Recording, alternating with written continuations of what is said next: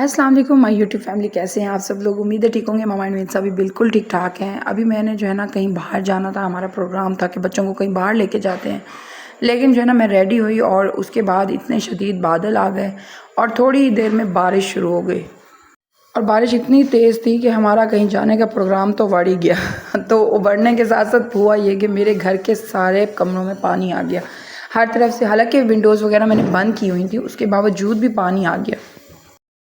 بارش اتنی زیادہ شدید تھی کہ بس اللہ رحم ہی کرے، کیونکہ سیلاب کا بھی خطرہ پڑا اور لوگوں کے بہت زیادہ جانی اور مالی نقصان بھی ہو رہے ہیں۔ ہمارے اپنے گاؤں میں بھی جو ہے نا، جو دریا کا باندھ ہے پڑا، وہ وہاں سے پانی کراس کافی زیادہ کر چکا ہے، اور جو یہ میرے گھر کا حال ہوا ہے آپ لوگ دیکھ سکتے ہیں۔ اور جس دن کوئی اس طرح کا کام ہو جائے اس دن میڈ بھی نہیں آتی ہے، بارش اتنی تھی بڑی، ظاہر ہے وہ بھی نہیں آ سکتی تھی، تو میں نے کہا ابھی بارش کے رکنے کا ویٹ کرتے ہیں اور پھر مجھے خود ہی جو ہے نا کام کرنا پڑے گا۔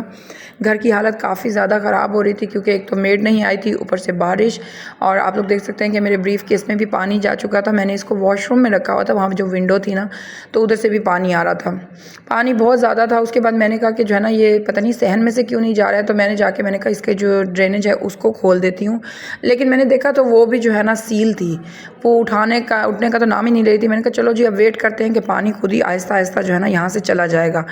پانی آپ دیکھ سکتے ہیں کہ پاؤں میرے بالکل اس کے اندر ڈوب چکے ہیں، اتنا زیادہ صحن کے اندر پانی آ چکا تھا۔ گھر کی تو جو حالت تھی سو تھی، اور ساتھ میں جو ہے نا اب پانی نے بھی وہ رہی صحیح کسر پوری کر دی تھی، اوپر سے میڈ نہیں تھی، تو مجھے سوچ کے کچھ ہو رہا تھا کہ میں نے کہا کہ کہیں جانے کا جو پروگرام تھا نا اس کو کرتے ہیں کینسل، اور کپڑے چینج کرتی ہوں اور فوراً سے پہلے جو ہے نا میں یہ سارا گھر سمیٹتی ہوں۔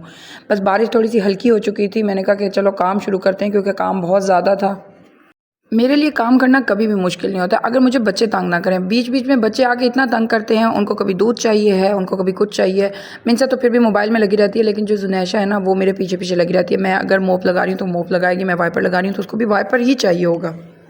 جو بھی حالات ہونا، اللہ پاک کا شکر ادا کرنا چاہیے۔ ہم لوگ کبھی کبھی مایوس ہو جاتے ہیں، تو ان لوگوں کو دیکھنا چاہیے کہ جن لوگوں نے اتنے اعلیٰ اعلیٰ گھر بنائے ہیں۔ لاہور میں آپ لوگ دیکھ سکتے ہیں کہ سیلاب کی کیا صورتحال ہے پڑی، لوگوں کے گھر، فرنیچر، ایون کہ کوئی بھی چیز ان کی باقی نہیں رہ گئی۔ ہم لوگ یہ سوچتے ہیں کہ ہم نے تو بہت اچھے ایریا میں گھر بنا لیا ہے، ہم نے تو اتنی اعلیٰ جگہ پہ گھر بنایا ہوا ہے، یہاں پر تو پانی آنا ہی نہیں ہے شاید، پانی اور جو جتنی بھی آفات وغیرہ ہیں بڑی غریبوں کے لیے ہیں، لیکن ایسا نہیں ہوتا ہے۔ اللہ پاک کی جو ذات ہے نا، وہ انسان کو کہیں پہ بھی یہ ثابت کر دیتی ہے کہ آپ لوگ جو ہے نا کچھ بھی نہیں ہیں بڑے۔ اپنے اوپر غرور کرنا، گھمنڈ کرنا بالکل چھوڑ دینا چاہیے۔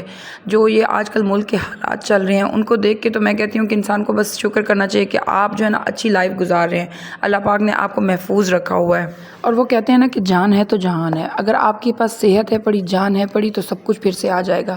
ان چیزوں کے لیے ٹینشن نہیں لینی چاہیے، یہ ساری چیزیں ویسے بھی عارضی ہی ہیں، اس لیے کسی بھی چیز کو لے کے بہت زیادہ ٹینشن نہیں لینی چاہیے۔ اب آپ لوگ جیسا کہ دیکھ سکتے ہیں میرا کمرہ کتنا زیادہ خراب ہو چکا تھا، لیکن میں نے اس کو دوبارہ سے کلین کر لیا اور اب وہ پھر پہلے کی طرح نظر آ رہا ہے، لیکن ابھی بھی باہر جو ہے نا بارش ہلکی ہلکی ہو رہی ہے۔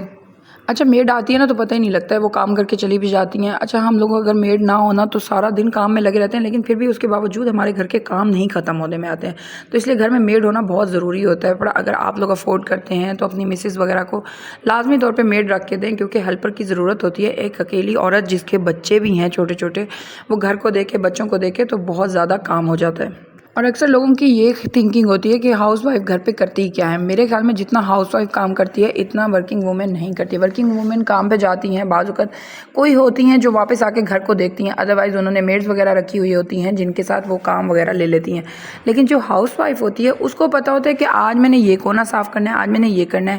میری اپنی بھی یہی روٹین ہوتی ہے کہ میں اس طرح سے جو ہے نا میرا دن بالکل ٹھیک گزر جاتا ہے۔ اگر میں پہلے سے ڈیسائیڈ نہ کروں تو پھر جو ہے نا صبح میں اٹھ کے سمجھ ہی نہیں آتی ہے۔ اور ابھی میرا پورا گھر ماشاءاللہ سے ہو چکا ہے نیٹ اینڈ کلین، اور جب گھر بالکل صاف ہوتا ہے نا تو جو دلی تسکین ملتی ہے نا، جو دل کو سکون ملتا ہے، وہ اور کسی چیز میں نہیں ہوتا ہے۔ اس کے بعد جو ہے نا بادلوں میں سے سورج کی کرنیں نکل رہی تھیں تو بہت ہی خوبصورت لگ رہی تھیں، اور اس کے بعد میں نے جو ہے نا ارشد سے کہا کہ میں نے کھانا نہیں بنایا، تو ساتھ ہی جو ہے نا ہمارے گھر کے نیو عیسیٰ پیزا پوائنٹ اوپن ہوا ہے، تو میں نے کہا کہ بچوں کو وہیں لے چلتے ہیں، کیونکہ منسا کو پیزا کھانا بہت پسند ہے، تو میں نے کہا اس کو ٹرائی کرتے ہیں کہ اس کا ٹیسٹ کیسا ہے۔ اور ویسے بھی اب میرے اندر ہمت نہیں ہے کہ میں کھانا بناؤں۔ جتنی دیر میں ہمارا جو ہے نا آرڈر آیا اتنی دیر میں منسا نے پوری جگہ کو اچھے سے ایکسپلور کر لیا تھا۔ منسا کی ہمیشہ عادت ہے پڑی، کوئی نئی جگہ جاتی ہے یا پرانی بھی جگہ ہو پڑی، اس کو بیٹھنا بالکل نہیں آتا ہے، وہ بس ادھر ادھر گھومتی رہتی ہے کہ مجھے بیٹھنا تو ہے ہی نہیں۔ وہ کہتی ہے اگر ہمیں بٹھانے کے لیے لائے تھے تو ہم نے کھیلنا کب ہے۔ اور اس کے بعد جو ہے نا بچوں نے ضد کی کہ بابا ہم نے جو ہے نا لیمکا سوڈا لازمی طور پہ پی کے جانا ہے، تو میں نے کہا کہ چلیں جی ان کی یہ خواہش بھی پوری کر دیں۔ جب باہر نکلتے ہیں تو بچوں کی فرمائشیں ختم ہی نہیں ہوتی ہیں، اور یقین کریں کہ ہم لوگ سب کچھ کرتے بھی تو اپنے بچوں کے لیے ہی ہیں، بندہ کہتا ہے کہ اپنے بچوں کی ہر بات کو پورا کریں۔ تو بس جی یہاں تک ہم نے جو ہے نا بچوں کو انجوائے کروایا، اور اس کے بعد آج کا یہ ہمارا بہت ہی بزی ڈے تھا جو کہ میں نے آپ لوگوں کے ساتھ شیئر کیا۔ آپ لوگ بھی بتائیے گا کہ آپ لوگوں کے علاقے میں کس طرح کی بارش آ رہی ہے۔ یہاں پر اللہ کا شکر ہے کہ شہر سے تو سیلاب دور ہے، لیکن پھر بھی خطرہ ہے، تو اس لیے جو ہے نا سب لوگ جو ہے نا سب لوگوں کے لیے دعا کیجئے کہ اللہ پاک جو ہے نا ہر کسی کو اپنی حفظ و امان میں رکھے۔ اور اگر آج کا ولاگ ہمارا پسند آیا تو ویڈیو کو لائک ضرور کیجئے گا۔ پھر ملیں گے نیکسٹ